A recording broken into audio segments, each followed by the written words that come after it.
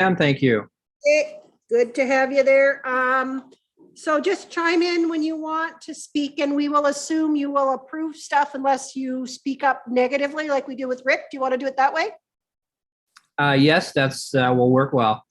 All right, then you can, yeah. So we have an agenda. Sorry, we've approved need someone to approve the agenda. Councillor Wanchuk, all in favor? That's unanimous. We have minutes of our last governance and priorities. Councillor Lewis. Thank you. Page 3 of our package, at the bottom of the page, it's noted that it's Leduc Wetaskiwin Millet Chamber of Commerce. Just needs to be corrected. Other than that, I would approve as amended. Page 3, yep. Okay. So just the name of the organization, and Joyce going to change that.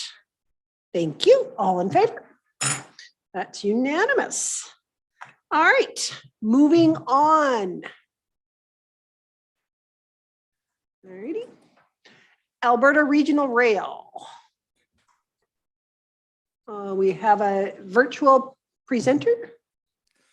Good morning, Morning. Mayor. Good morning, Mayor and Council. My name Good is morning. Thomas Fry. I'm the Chief Engineer, founder of Alberta Regional Rail. I would like to share my screen, please. Absolutely.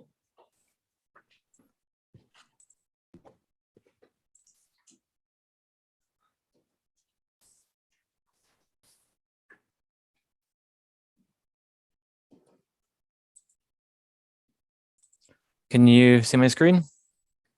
We can, thank you. So whenever you're ready. Okay, so my name is Thomas Fry. I'm Chief Engineer. I'm a civil structural engineer by profession, and I'm originally from the UK, where taking a train is effectively taken for granted. We take the train all the time. Nobody bats an eyelid to it.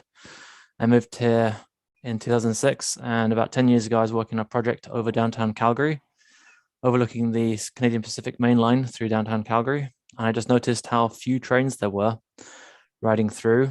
And I thought that, you know what, this is a perfect place for passenger rail, especially with Calgary and Edmonton being so close to each other. I know it's 300 kilometers, but the proximity of Calgary and Edmonton and all the communities in between, it's meant to be one of the most dense corridors in Canada, if not North America.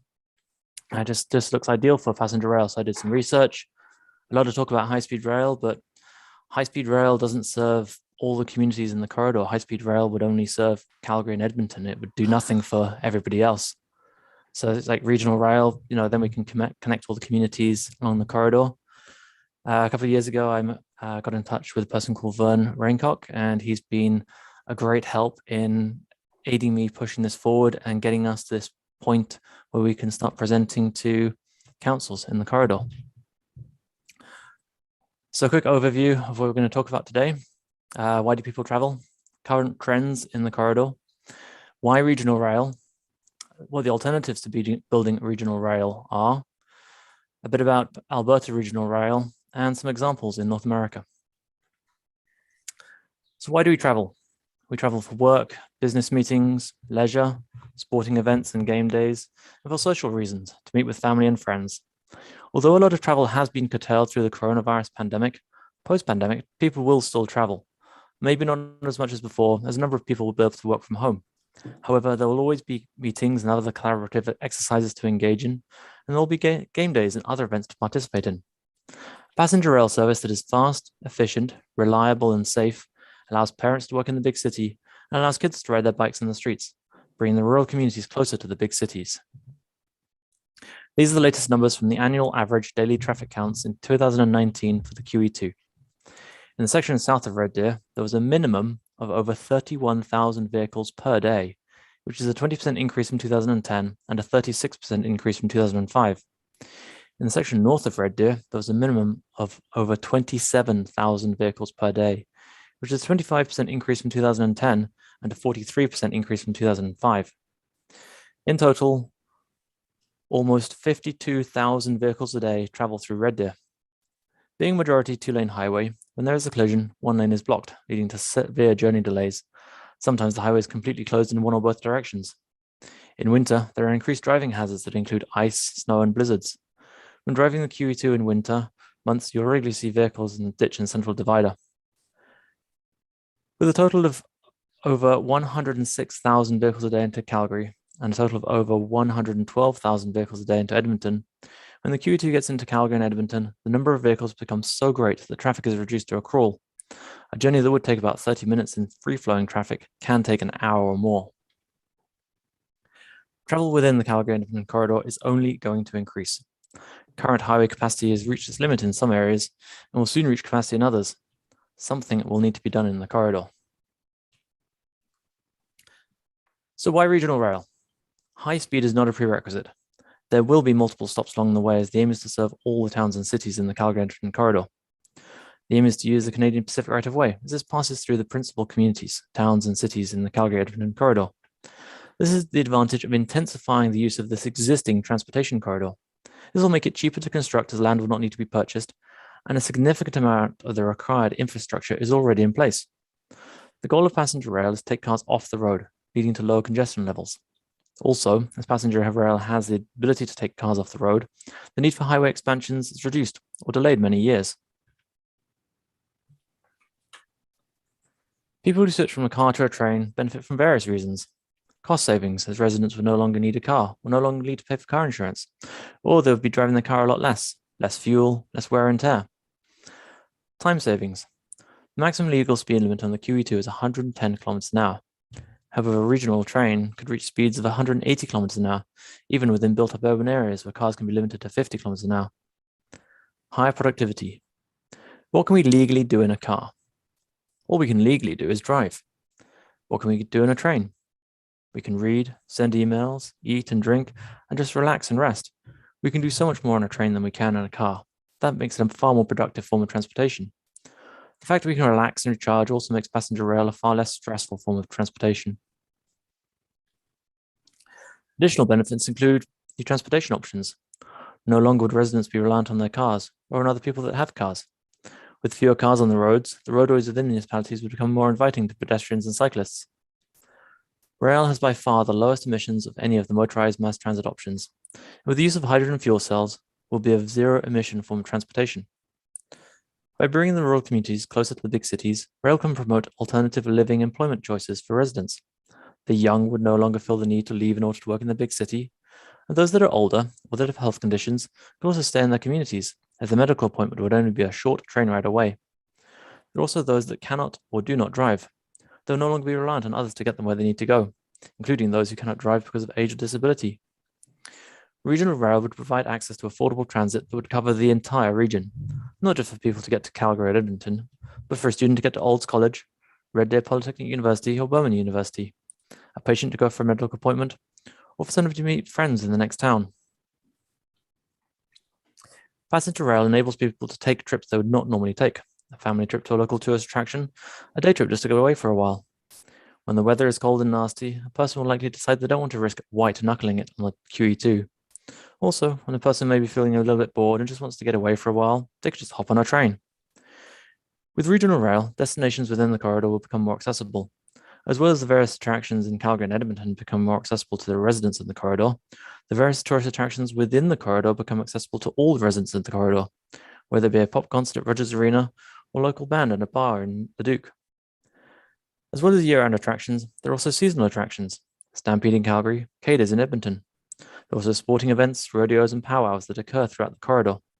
During the Christmas season, a number of towns and cities put on special light displays, a festival of lights. With regional passenger rail, additional or special trains can be put on to accommodate these events. Battle of Alberta trains, Christmas trains. As well as getting people to a destination, a train can also be the destination, for example, the Rocky Mountaineer. With the regional rail system, there are various types of special trains that can be put on, with either a special consist or particular locomotives and cars. Special lunch or dinner trains that showcase local produce, night trains for stargazing, sunset sunrise trains with visitors put up in local hotels. Regional rail can also provide a safe ride home. You can have a few drinks with family and friends in the next town and catch the train home. You can watch your favorite sports team play and win in the big city, make a night of it and safely get home. One alternative to building regional rail is busing, but it's really only a short-term solution that would require dedicated bus lanes in the longer term. A relevant example that is comparable to population size and density and geography and climate is the Flathead Flyer between Boulder and Denver, a total distance of 47 kilometers and multiple communities served along the route. Bus services started in 2016 with the purchase of 59 buses, with the ultimate goal being passenger rail service. 32 kilometers of high occupancy vehicle toll lanes has recently been completed for a total cost of just under $900 million, or $14.5 to $25.7 million per lane kilometer. When the fast track project was authorized in 2004, commuter rail services between Boulder and Denver were expected to start by 2025. When the first phase of the high occupancy toll lanes were completed, that date was pushed back to 2044. With the high occupancy toll lanes now completed, there is no official date as to when commuter rail services will be introduced between Boulder and Denver. But a new passenger rail initiative has been introduced called Front Range Passenger Rail. This proposal envisages a passenger rail service from Pueblo in the south through Denver and on to Fort Collins in the north, utilizing BNSF and Union Pacific right-of-ways and stopping at all the communities along the way. The other alternative would just be to build more roads. People think that it's cheap to build a road. These cost estimates for highway construction come from the 2006 US Federal Highways Association and have been converted into kilometers and Canadian dollars. For an example close to home, the southwest portion of the Calgary Ring Road currently under construction is estimated to cost at least $7.5 million per lane kilometer. And it is important to remember that a road is at least 2 lanes, one in each direction. With highways, there isn't just the cost of construction, there are also maintenance costs, plowing and sanding in the winter, pothole repairs and other wear maintenance in the summer. So are roads really the least expensive option? The aim of Alberta Regional Rail is to establish a rail network in the Calgary-Edmonton corridor, connecting all the towns and cities, providing an integrated transportation network. Using the existing Canadian Pacific right-of-way and upgrading the track to allow higher speeds and an increased number of trains to provide a frequent, fast, reliable, efficient, sustainable, and safe mode of transportation. Building stations within the urban areas in order to enhance the communities and connect with the local transportation infrastructure, creating an integrated transportation network through transit-oriented developments. In order to use the existing right-of-way, Alberta Regional Rail would use CFR-compliant, freight-compatible rolling stock, similar to what is used on Via Rail, the GO trains, and the West Coast Express between Mission and Vancouver. Rough cost estimates, based off the Calgary Bow Valley Mass Transit Feasibility Study published in 2019, would suggest that twinning the existing line would cost less than $7 million per kilometer. A complete station would cost about $25 million. For a comparison, a twin line has a greater capacity than a 4-lane highway, which, as mentioned previously, can cost $7.5 million per lane kilometer, making passenger rail a quarter or less the cost of the equivalent highway, and far more economical than installing high-occupancy vehicle lanes. In order to create a fast and safe passenger rail system, at-grade crossings would need to be altered by means of constructing overbridges for vehicular traffic. The ideal funding source would be a public-private partnership model, utilizing the Alberta Community Transit Fund, the New Building Canada Fund, and the Canadian Infrastructure Bank. Rideship in the Calgary-Edmonton corridor can be estimated to be at least 5,000 passengers per day, and there are many examples of similar passenger rail services across North America. All these passenger rail services run on existing freight lines using freight-compatible rolling stock. There are also examples close to home. The West Coast Express is a commuter service between Mission and Vancouver in British Columbia. Morning services operate into downtown Vancouver, with afternoon and evening services back to Mission. The service operates in the Canadian Pacific right-of-way using CFR-compliant freight-compatible rolling stock. GO Train operates in the Greater Toronto and Hamilton area. Started officially in 1965, it was approached as a test but recognized to be a permanent service with the Lakeshore East and West services. Over time, services were expanded to a total of 7 lines. Today, GO Train is being enhanced to regional express rail, with electric trains, all-day service, and expansions to London and the Niagara region. We're looking for a non-binding letter of support from the community in order to move this project forward, to secure private investment and approach the provincial and federal governments. Are there any questions? Thank you very much for your presentation. Very thorough. Any questions from council? I have a couple of questions. Go ahead, but you go ahead, Councillor Smith. Councillor Vandenberg. Oh, and Okay, Kelly, jumping in a second. Again, this is part of the old dayliners that used to run all over Alberta. I mean, I live out in East End, and New Srepta used to have a dayliner that ran from Camrose, grew up in Lloydminster. The train went to either Saskatoon or Edmonton. So it was part of the history. And when I go out east, I ride the subsidized via rail trains on my tax dollars. Quite enjoy a trip from Toronto to Ottawa. I think it's about $35. A decent service. So definitely I'm behind it. I've been following what you guys are doing in the news. So what's your ask today? So we're looking for a non-binding letter of support at this point in time, just to move this project forward.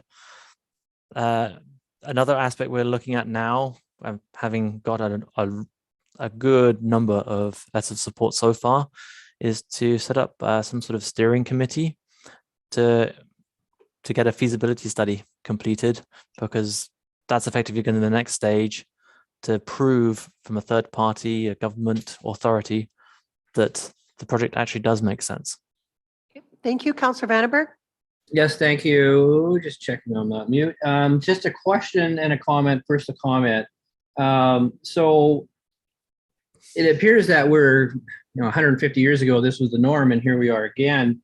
All those communities along this rail line will appreciate an economic enhancement as well.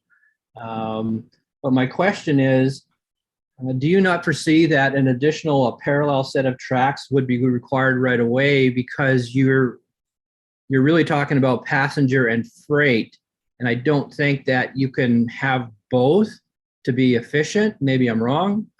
Certainly don't have the experience of Europe, but I think that freight is its own gig, and passenger is stopping a lot more often. Can you comment on that? Yes, freight and passenger is the norm across Europe, and effectively the rest of the world. There's a commingling of passenger and freight services. At the moment, the Canadian Pacific line has a speed reduction just because of the grade crossings and some of the profiles. But our aim would be to enhance the entire line. And by enhancing the line, you can eliminate the grade crossings either by using overbridges where it can be done, and where it can't be done, you'd enhance the grade crossings with additional safety measures. So additional lighting, CCTV monitoring, better sensors, better lights, better warning lights, better gates that have sensors. So then you can eliminate the whistling. The trains will no longer need to blow their horn as they're going through the grade crossing. And they can also, with enhanced line, using concrete ties, and I mean, they already do use continuously welded rail, you can start operating higher speeds. So even the freight can start going at a higher speed. With twinning the line, it's not just doubling the capacity of the line. I mean, at the moment, the capacity is 32 trains per day. But with a twin line, you could actually increase that to 250 trains per day. And they can go faster as well. So it's not just doubling the capacity, you're actually almost multiplying it by 9, even multiplying it by 10. So and by having a higher speed on the freight trains, you eliminate a lot of the conflicts. And by having a twin line, you also eliminate a lot of the conflicts as well. So a northbound train doesn't have to wait for a southbound train, because the northbound train is on the northbound track and the southbound train is on the southbound track. I know it's a new concept, and it's not really frequently done in North America, but when you look at the Northeast Corridor in the United States between Boston and Washington, they operate a very similar system with dedicated northeastbound and dedicated southwestbound tracks. Thank you. I have a couple of questions. Appreciate the information you brought forward, the examples you give to compare by. I absolutely show a higher density of population than what we have here along the corridor. So I'm not sure we're comparing apples to apples. That's just a comment. My question is, in all of your numbers and all of your information here, I don't see anything about park and ride. Where would those be? And that would be the responsibility, I assume, of municipalities to build and then operate, because for most people, you're driving to the this isn't England and this isn't Boston.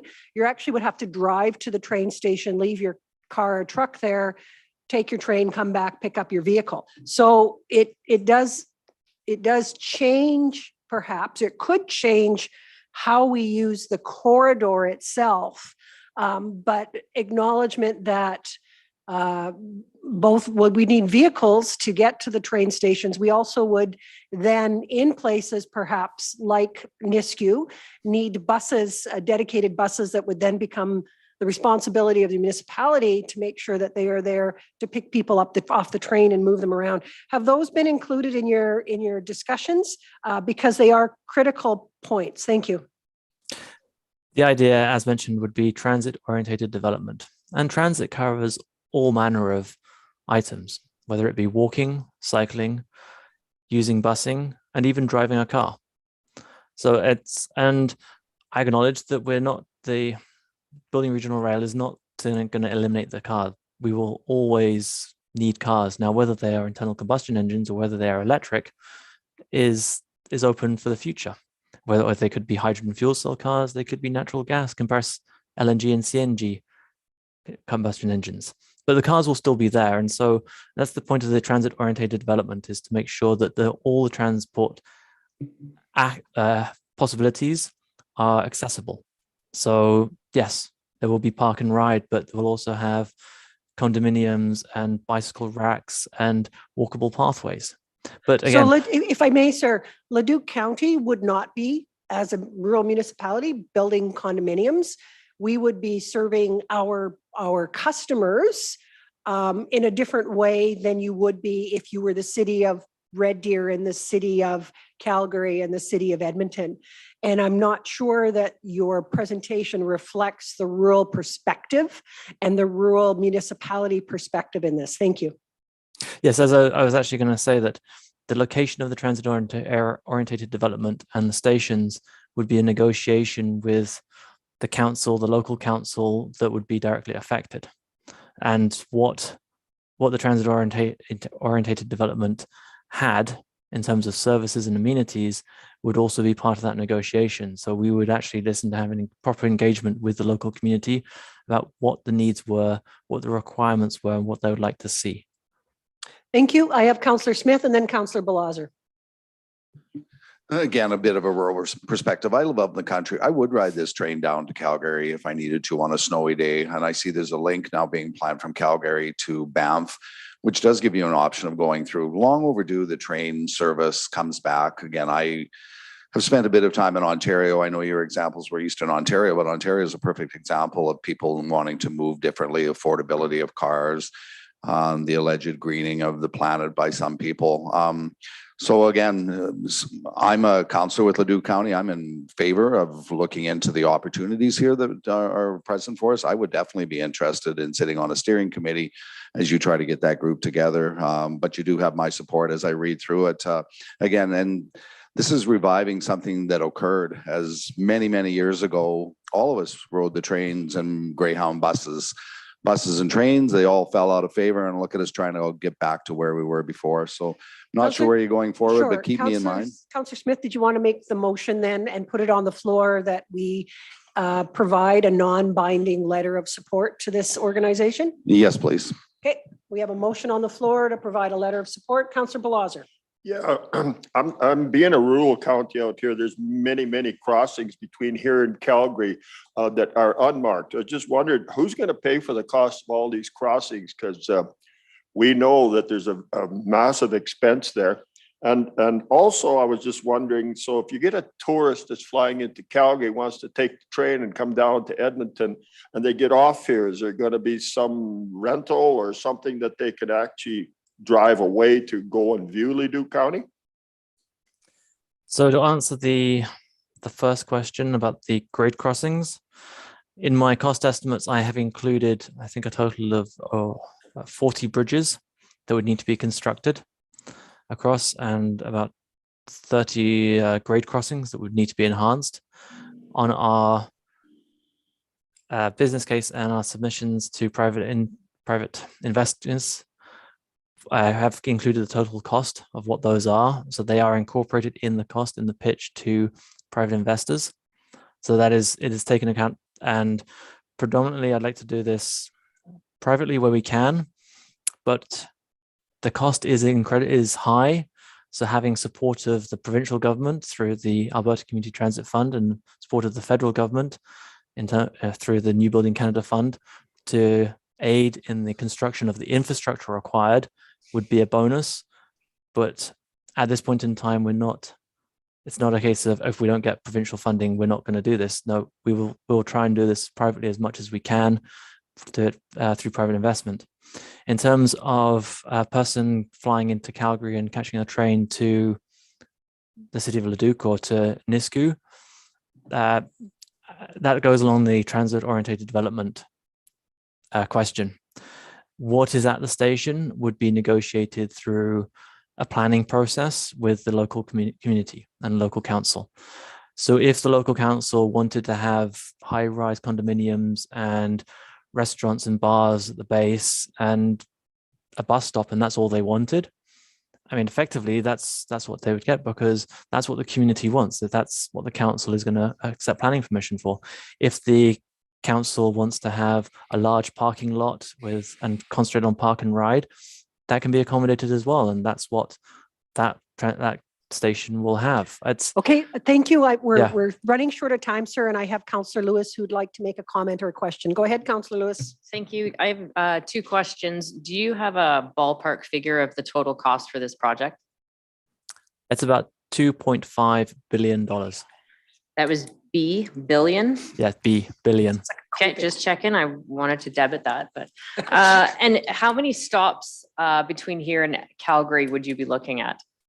23 from the Edmonton Government Centre to the Calgary Tower. Thank you. Okay, so Councillor Smith has put a motion on the floor to support this, a non-binding support in principle to the organization. I am not seeing any other hands up for debate. All in favor? Opposed? Councillor, or just Mayor DeBlanco's opposed. Thank you. You have your support, sir. Thank you, Mayor and Council.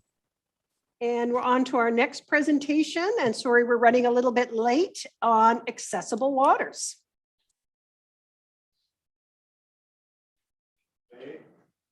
Hello? This is my position, I think. All right. Morning, Mayor and Council. Little bit about me.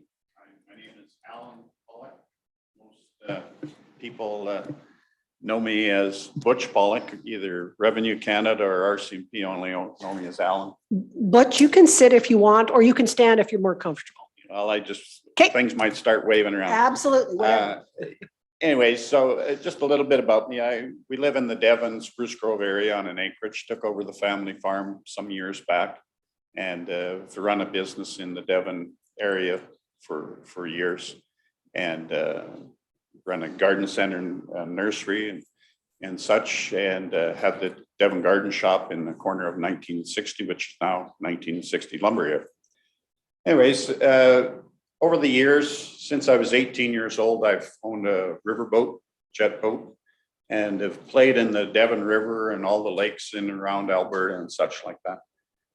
And it's always kind of been a little bit of something that I've noticed in kind of going around and seeing all these structures and such get built, and boat launch Voyageur Park and such like this. People are getting down to the river and accessing it and floating and tubing, kayaking, all kinds of things like this. But there's a bit of the community that's not been able to get on the water or close to the water. And that's people with mobility issues, either people in a chair, grandpa on a walker, shuffling, that kind of thing. So it's something that I kind of been watching and kind of would like to kind of do something about. So I've taken on the initiative over the last year to start a nonprofit organization, Accessible Waters. It's registered with the Alberta government, and I'm trying to set up take the stigma away from going out and being out on the water. This is not going to be presented as a barge that comes to the shoreline and wheels somebody in that regard or whatever. So my theory is come up to the water's edge, I open the side of the boat opens up to the side door, a ramp comes out the side. I can roll in a wheelchair, or grandpa can shuffle in with a walker, or grandma can, do the two-step up there and with assistance, get them in, buckle them into a chair, or else the wheelchair. My passenger seat comes out, goes into the back corner, wheelchair goes up. I have safety locks in place that can, the standardized equipment to lock in a wheelchair. Close the thing up, and where do you want to go? You want to go down to Genesee and check things out? You want to go down and check out the coal mine shafts along the down by Rabbit Hill, or go check out the new bridges, kind of whatever you'd like to do. Grandpa wants to go out fishing to Pigeon Lake. Grandson says, hey, got really no way of getting them there. I'll meet you out there. That's the difference with what I'm trying to present. My boat is totally flexible. All I need is a boat launch. After I launch the boat, I just pull in sideways to it, open the door, flap my flapper down, roll them in, or walk in, strap them in, and away we go. So I can pick somebody up at Storyland Valley Zoo, run them down to the Devon's Lions Park, take them to the urban campground that's down on the River Island there, something like that. Somebody in Slave Lake wants to say, hey, you want to take grandpa out fishing for a couple of days or whatever, can you come by for an afternoon and take grandpa out? I can meet you out there and do that. So it's Can I ask a question? You're and it's interesting because you're talking about the being on the North Saskatchewan River, not just lakes, correct? lakes, waters, wherever, but I'm kind of in the Devon River area mostly.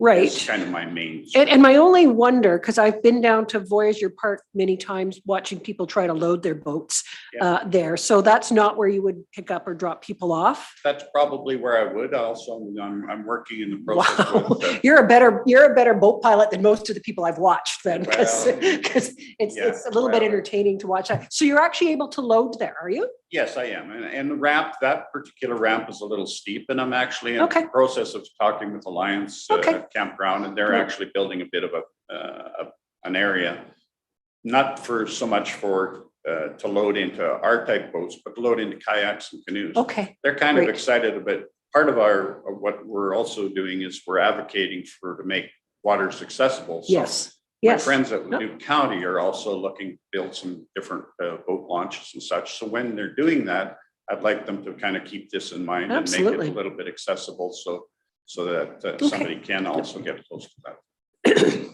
And it is really about the safety as well. That's That's right. quite a quarter there at Voyageur Park. So what is your ask of council today? That's I guess what I'm initially looking for is I'm doing some brochures and some advertising.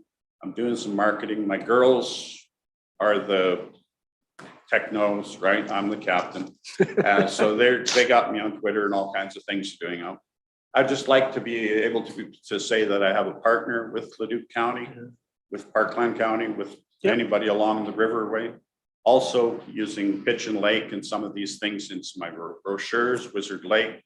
If somebody wants to go out and watch their grandson do some water skiing and such No, like that. So some advertising stuff. Butch is doing this from this pocket to this pocket. I have about a $10,000 to $12,000 startup costs. Cut a hole in the side of my boat, put the ramp in, all this kind of stuff. Some advertising stuff. Insurance is a big thing to have my liability insurance. So this is a one-man show. I'm not quite as aggressive as your last. You don't want ask was. 2.2 billion? Yeah, and I would take a fraction of that. If you guys have a fund that fits, I'm there for you. Okay. But honestly, So just sort of support in principle at this time? principal, or if you have a fund that fits into something like this, I don't seem to fit into anybody's I'm box. just looking at Mr. Honesty. Does this fit into our organizations or our sponsorships, or does it fit into any of that sort of thing? Thank you. It could fit into the council sponsorship and grants. Okay. That we run through council. Okay. So there's an option. Okay. Yeah, and that's just, like I said, I just don't know what's available out there, but in some of the looks and the asks that I did through the federal grants and everything, like I get all the way down to this, and sorry, because you do this, we don't fit into that category. So It's gone ahead one way or the other. Yeah. I know once I start doing it and get some good news stories out of it, everybody's gonna come out of the woodwork and want to be my friend. So if you want to be my friend early, Is there a benefit to being your early friend? put on a sticker and try to keep some good advertising up front. It's And, a absolutely wonderful story and initiative that you have, starting by yourself in order to do that. And I'm sure there are many people who'd like to be able to be on the water who cannot anymore or just have never been able to. I'm just gonna go ahead. I guess I just gotta say that, it fits kind of right into our whole push for tourism Yes. in and around the county. It would be a wonderful thing to have on our list of tourist opportunities. So I'm turning to county manager like I always do, and I get in a pickle. Dwayne, what is it that, give us some options for what we can do today to help support this initiative? I think part of it is just a presentation today. I've asked Dean to kind of look at Okay. how we can support or other opportunities with other funding sources. So I know Dean's looking at that. Okay. I mean, if council wants to pass a motion supporting the initiative, but it brings some public support to it, I think, from council, and that's not a bad thing. Yep. This does tie directly to tourism and opportunity in our county. So I think if we go that far today. Yep. So maybe we'll look at, just hang on there, Kelly. So maybe we'll look at sort of a support in principle and then have administration investigate other ways that we can provide support. Go ahead, Kelly. Yes, and that approach that Dwayne just outlined sounds reasonable to me. I agree with Councillor Scobie as well in his comments. But the question I do have for our guest today, Mr. Pollock, I understand you had mentioned this is nonprofit, but will you be charging a fee for service as you go down the line? Or are you looking at support dollars to be able to manage and offer this interesting tourism piece? yes, no, I, as a nonprofit, I'm just trying to pretty much cover my expenses as such. So in my business model and my business plan, I have in there some pricing that in comparison, some of the other tourist people that are doing similar things in the Devon area, the Black Gold Adventures, some of those areas that are taking able-bodied people out, they're charging about $250 to $300 a head for 2 hours to go up and down the river. Let's say if we're using the Devon River. I'm trying to relate it more to a service as opposed to such. So I'm going to take, instead of per person, I'm going to take a mom and dad and 2 kids. One of the kids maybe is in a chair. And we're going to get them all on the boat. I'm going to charge probably $240 in that area for a 2-hour trip. So I'm taking the whole group as per person. Okay. So I'm trying to lower my costs and keep it as, and I also want somebody that's a local resident, let's say of Devon or of Millet, that's going to go and want to go to Pigeon Lake for the day. I want them to come back and do this again. So I don't want to charge them $500 every time I talk. Okay, so I'm going to make a motion that county council support the Accessible Water Initiative in principle and ask administration to bring back some options for support by the end of Q1. That's before boating season, so. Thank you. Okay, so we have a motion on the floor. Looking for any comments or questions on that motion? I'll support this motion as long as you're not planning on retiring off my grader. I'm there for you. I should be there for you right now, but my grader's getting some service, so this is working out. Okay. People. All right, all in favor? Unanimous. Good luck. Thank you so And much. we I will appreciate let you know what information's coming back from administration and have a more of a conversation when that comes back. Thank you so Okay, much for your time. thank you. Get back to work. All right. On to 5A, which is inspectors. I'd like to see you do a trick first. I would have sent my assistant, but he's moving today, so. Oh, we told you. I know, he's going to be the new one. I will be his assistant shortly. It's okay. All right, whenever you're ready, Aaron. Thank you, Madam Mayor. I'm bringing forward to you, this council, the appointment of inspectors. One is for the Agricultural Pest Act and the other is for the Weed Control Act. Typically, we would just do this at the start of employment for a full-time staff and just have it for the entirety of their employment with Leduc County. Unfortunately, in 2020, when we had Alberta Agriculture do an inspection of our operation, I guess, for the Ag Service Board grant, they had felt that it should be done annually, regardless of permanent employees or seasonal employees. So at this time, we were bringing this forward to council. For the Agricultural Pest Act, we are asking that Leduc County Council appoint Garrett Broadbent, Nathaniel Berg, Lloyd Shaver, and Aaron Van Beers as inspectors under the Agricultural Pest Act. And then we are asking for Garrett Broadbent, Nathaniel Berg, and Aaron Van Beers to be appointed as inspectors under the Weed Control Act for the year of 2022. So really, this is just making sure we're doing the process correctly. We would have these people as inspectors under the Weed Act anyways. Go ahead, Glenn. Yeah, no, I have no problem with that. Move it. Yeah, I just wanted to move both ones. Separate problem. I would do separate motions, Madam Chair. Okay, move the appointment of the inspectors under the Agricultural Pest Act from January 1, 2022 to December 31, 2022. Any questions on those? All in favor? That's unanimous. Can you just make a note? I would like to go out one time and look at a club route, but I don't want to go when it's past my knees. So Deal. Yeah. if you can, we can do that. okay, Yeah. thank you. Because I think it's important to understand the process, right? Okay, on to the next one, which is weed control. Go ahead. Oh, and we have Ray will make the motion of our weed inspectors under the Weed Control Act, which are Garrett Broadbent, Nathaniel Berg, and Aaron Van Beers. Again, ensuring that we're doing the process correctly. All in favor? Unanimous. Thank you. Thank you very much. I will now disappear. That's funny. Maybe it's more of a stand-up act for you then. All right, on to a review of 2022 scheduled council meeting dates, and this is Joyce and Dwayne. So whenever you're ready. Thank you, Madam Chair. This is a recommendation to approve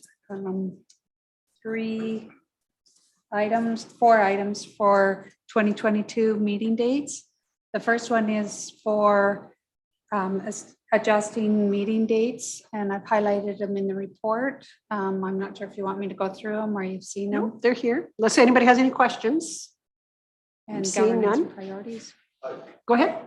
Yeah, that's not always relevant to not all these meetings, but I was actually last night going through our whole calendar into the summer, and I do not see any council holidays or council break in there, but there's also much being scheduled there. So. Through the chair, we haven't entered them in the calendar until this motion gets passed. Oh, okay. But it's proposed, the proposal is for summer break for 4 weeks, July 18th to August 12th. Okay. As noted, I don't know if it's, yeah, right there. Yeah. Thank you. Okay, on to governance and priority committee meetings. There's 3 changes there. CPA conference break. And then number 2 is for the organizational for 2022 to be scheduled October 25th, and that's in accordance with the MGA section 192.1. Okay. Number 3 would be approve the 2022 Christmas and 2023 New Year's office closures. Tuesday, December 27th in lieu of Christmas Day, Friday, December 30th, office closed, and then Monday, January 2nd in lieu of New Year's Day. Okay. And number 4 would be to establish the 2023 Leduc County budget meeting dates as listed below. Councillor Lewis. Thank you. Happy to move the recommendation.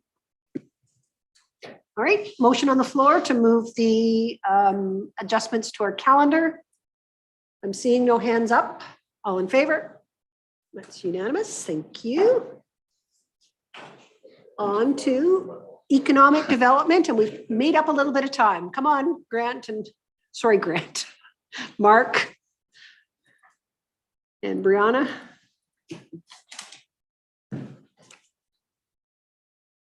Whenever you two are ready. Thank you, Madam Chair, for this opportunity to share some information with council and administration. As I go through here, if there's any questions, please let me know. Okay. Potential leads, Edmonton Global had shared an opportunity with all shareholders looking for existing greenhouse spaces. As far as I know, we were the only jurisdiction to submit a couple of opportunities. So could be interesting. The Alberta Hemp Alliance has shared a really nice opportunity with administration. I believe you had met the executive director a short time ago, and this investment would provide an alternative crop and a buyer for producers should they want to grow hemp. So it's a very significant investment, but I can't share a lot of details, as you can imagine. I have included the Colliers Q4 Industrial Market Report for information. Leduc Nisku has the second highest absorption rate in the region for the last quarter, which is very good news. Colliers is reporting the vacancy rate at about 8.8%. Cushman Wakefield, on the other hand, is reporting a lower vacancy rate. And I think we've discussed this before, that there's some different data points that are included when different organizations report their vacancy rates. We continue to have conversations with real estate professionals that work in Nisku and Leduc County. These include Jim McKinnon from Acre Real Estate. And recently I was speaking with Robert Gates from Gates Realty. Some sector updates. In agriculture, administration has been selected to speak at 2 conferences this year. The Economic Developers of Alberta conference in Kananaskis in April. Brianna will be speaking at that one. And the International Workshop on Agritourism in Vermont in August. Of course, that sounds pretty. Maybe not as pretty as October in Probably Vermont, not, but maybe they'll have it early. still be very nice. Depending on, of course, pandemic protocol and what's happening with that. Some energy information. Administration has been made aware of grants that are available for municipalities to install electrical vehicle charging stations. And there's an information webinar on Thursday, I guess it is, February 3rd. A cogeneration company that utilizes natural gas conversion to electrical power has approached Leduc County and is trying to understand our permitting and zoning requirements. So it's basically 3 trailers. They form kind of a U, and they take natural gas, convert it to power to add to the grid. So it's a very small installation. I don't know enough detail about how it all works, but they're wondering how or if these can be implemented into rural areas potentially. So Councillor Vandenberg? Go ahead, Councillor Vandenberg. Just a question, perhaps, maybe a comment as well, Mark, on that cogen with natural gas. Mayor Nachu has brought forward to the attention of a lot of people. It sounds like these type of operations are trying to come in for the purpose of generating Bitcoin activities, and it's it's the Bitcoin itself that's not the cogen situation is not the big crux in it. It's the opportunities or lack of opportunities to capture tax revenue, and how do you do that? So I'm just suggesting that I don't know what they're looking forward to do with that power converted, but I think you might want to be mindful of that as I look to administration, because apparently in some jurisdictions it is a big problem. So thank you. Thank you, and certainly administration could reach out to Sturgeon and see what they've found out there. Okay, continue on. Transportation logistics, Leduc County, Drone Delivery Canada and EIA had a very successful media launch in December. This project, working in partnership, garnered inquiries from all over North America. This particular project is the first of its kind in Canada, and it will be the future of last mile delivery. So It's kind of a cool, can you imagine what that would look like if a drone comes into your backyard and drops a parcel that your dog then eats? I mean, that'd be cool. Thank you. On to Project Broadband Strategy. As we a week or two ago, we came to council to discuss the broadband strategy, to have it accepted by council. We're having our first committee meeting tomorrow. And we've had some discussions with some operators that are looking to advance broadband in the region as well. So Mark, I know you were on the Volterix open house last night.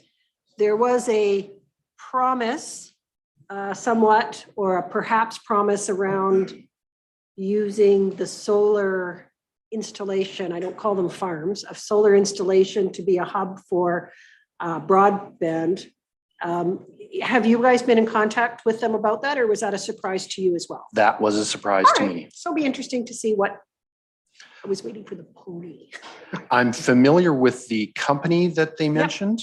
Okay, no, but I just didn't know if you'd been in contact. So it might be a good follow-up as we move through this whole process. Yes. Okay, thank you.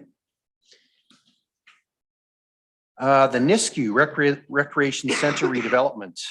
We had inquired in November. There was no update, but our contacts at Prairie's Can were still very hopeful. And as a matter of fact, we have had a recent conversation as of last Thursday. Still no decision on the funding for this particular project, but again, they are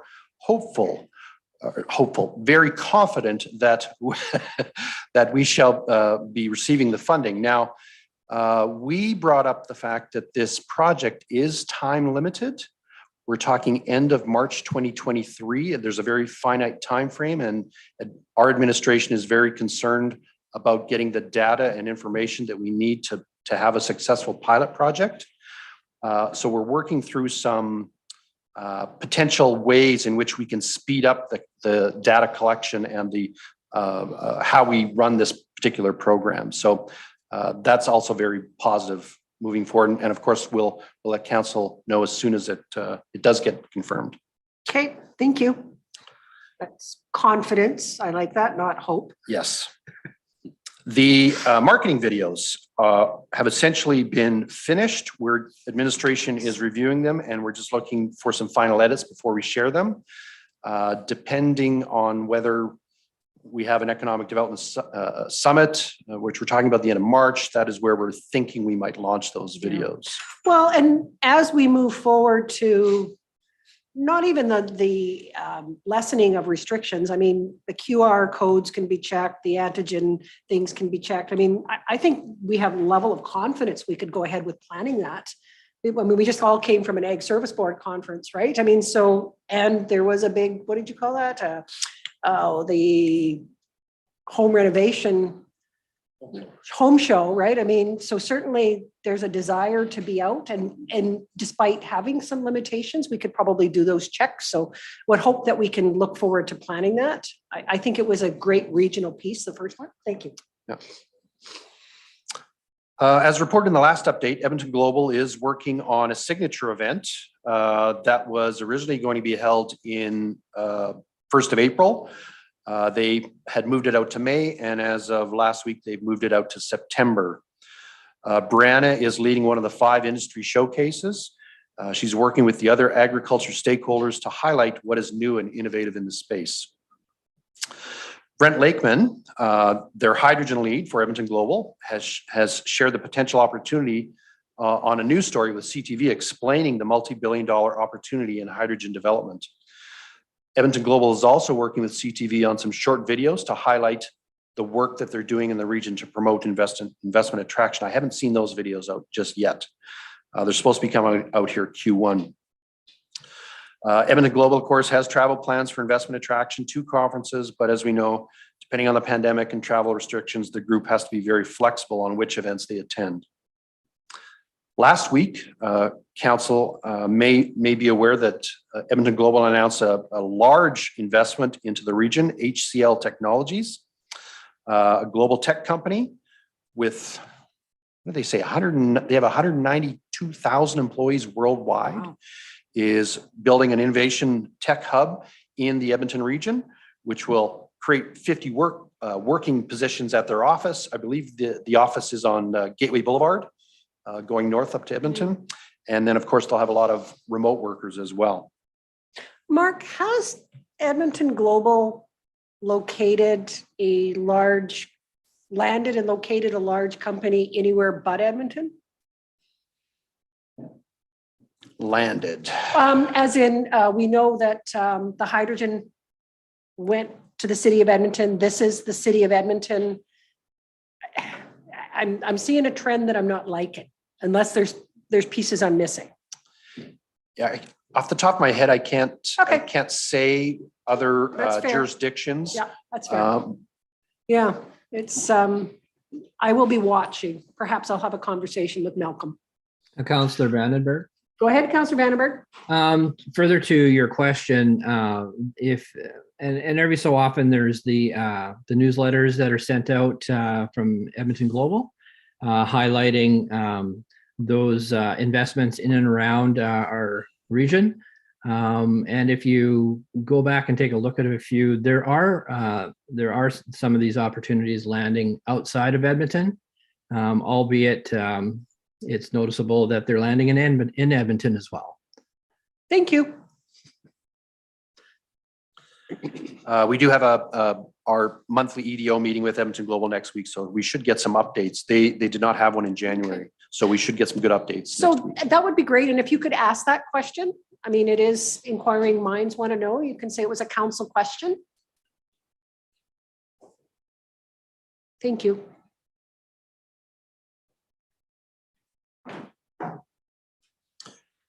Other than that, I've just attached the Collier's quarterly industrial market report, and they always mention some good intel about our area, so I wanted to include that.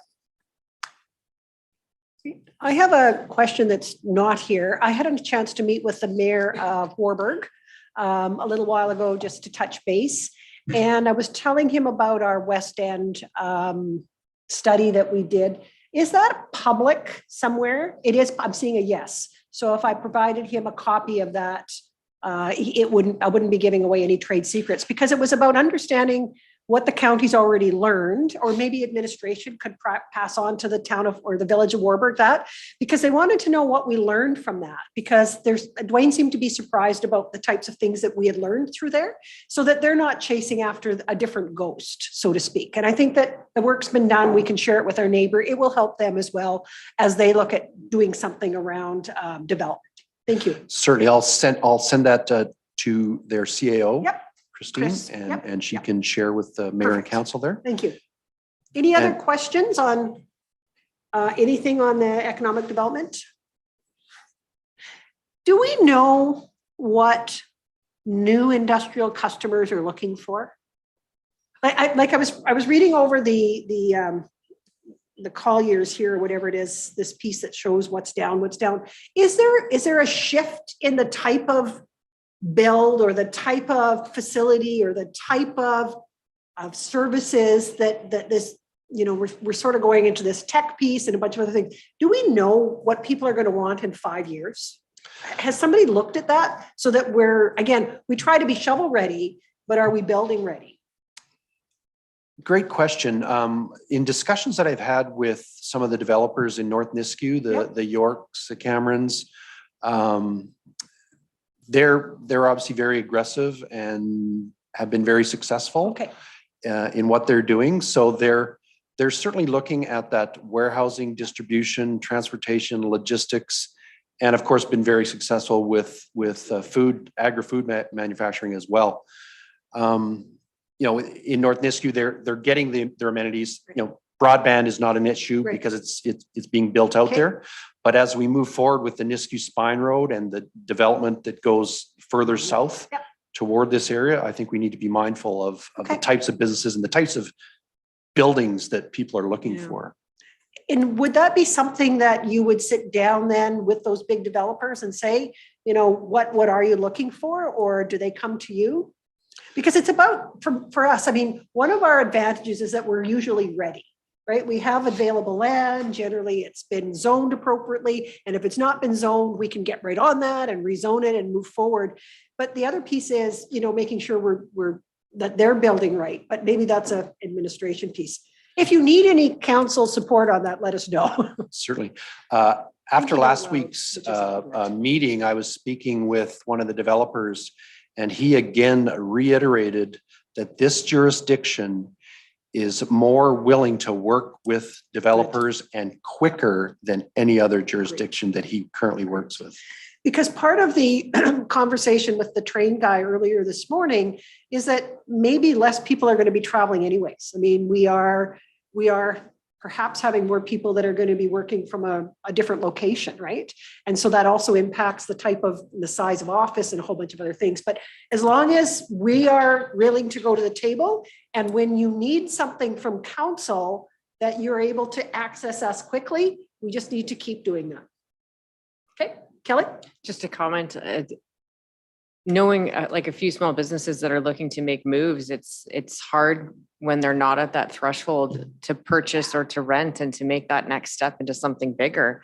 You know, and we don't have control over what people charge for the rent, but it's that next step that's always that scary spot. So we can help provide ease of mind or get it out there somehow that we have what you're looking for here in Nisku or the county.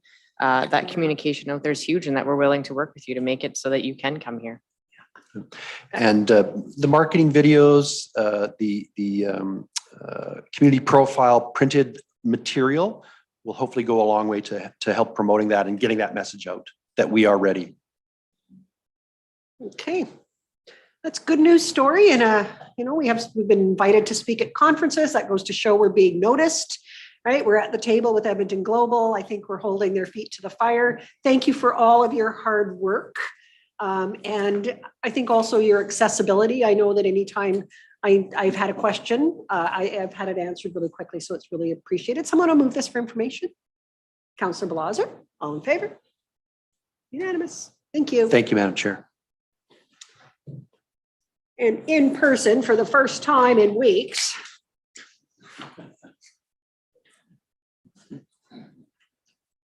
Hi, Jordan. Hello, hello.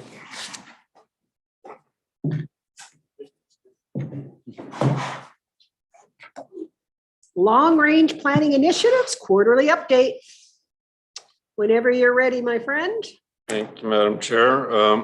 This will be a fairly brief update. It's just a quick overview of some of the activities that long-range planning was engaged in Q4 of 2021. There's 3 projects there that I wanted to give you a quick update on. The first is the Southern Country Residential Area Structure Plan. So as council knows, this came to before council for a public hearing in May of last year and was postponed following that public hearing so that council could have some further discussions on residential development throughout the county generally. So we've had 2 workshops with council, one in August of last year and one just last month in January to discuss that. Now, those workshops were not specific to the Southern Country residential area.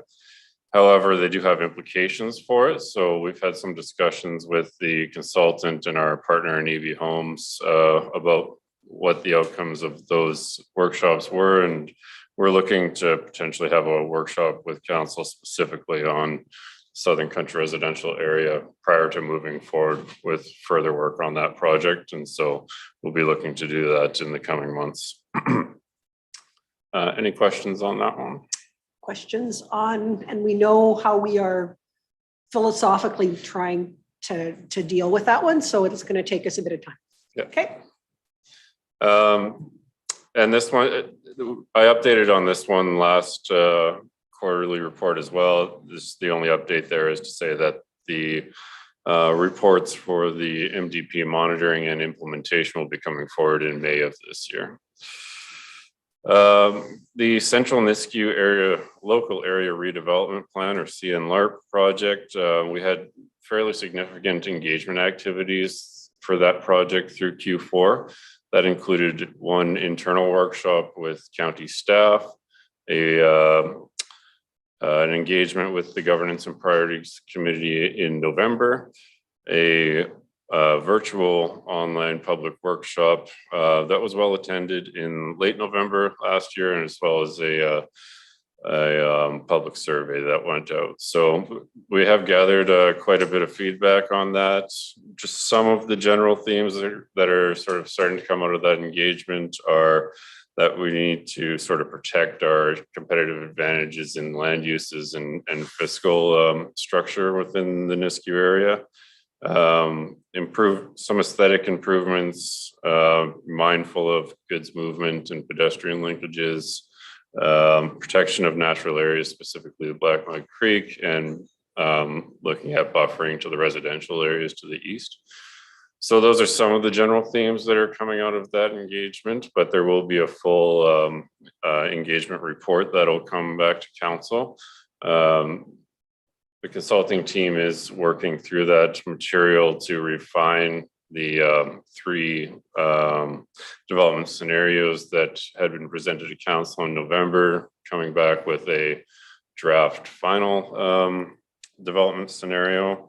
There will be another public engagement on that in the spring, and then following that work, it'll come back to council. We are also there's technical servicing work that's going into it, as well as a fiscal impact assessment. So that's where we are with that.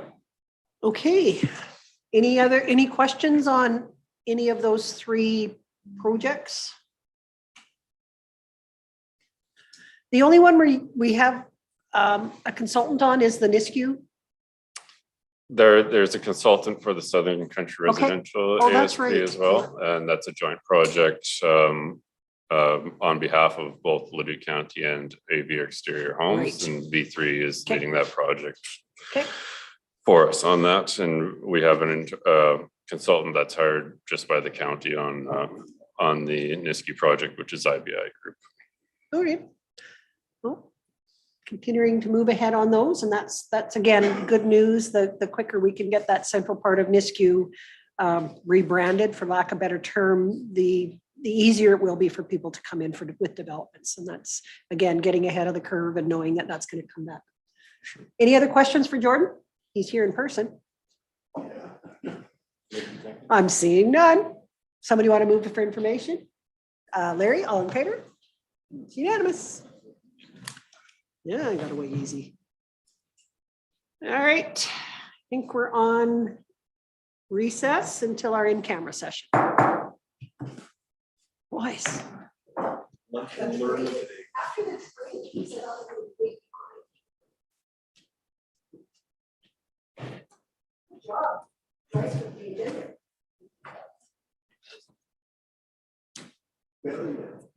not against the tree thing.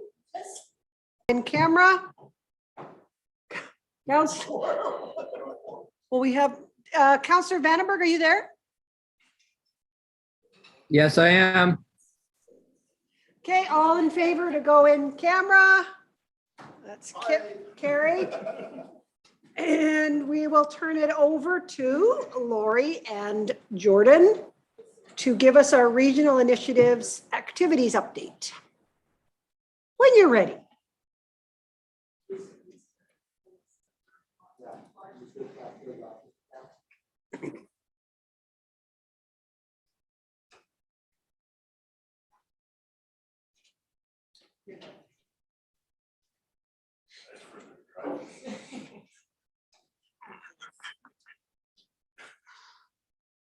Once we get through Connie, I have a question for you about the move that you group with, just the changes of the heads and stuff, if you're noticing more workable group, or if you're noticing more constipated group. No, I just saw it when I went in there. I had some. Well, you could, it's your birthday. Yeah, we should get some. The big guys were at first.